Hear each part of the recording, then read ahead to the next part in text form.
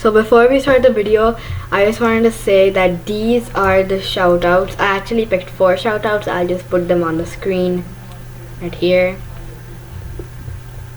So yeah, let's just start the video. Hey guys, welcome back to my YouTube channel. Today I'm gonna do a paper squishy update again because I made a lot with a friend. So yeah, first we have this Oreo, which is my favorite, and it's like really slow rising. I think it's my favorite. It's the most slow rising. Well, kind of. There's one more slow rising. And there's this peach, which I think it's like a heart, but it's too prominent. I don't know, but it just looks really weird. And I added really less stuffing for some reason. And then we have this marshmallow, and it is the most slow rising thing I've ever. Look, let me just squish this, and it's so slow rising. Comment if you want a tutorial on this.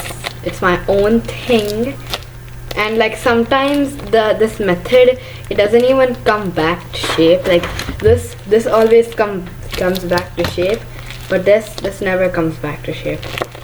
So yeah, I only have 3, so this is gonna be a really short video. So thanks for watching and bye.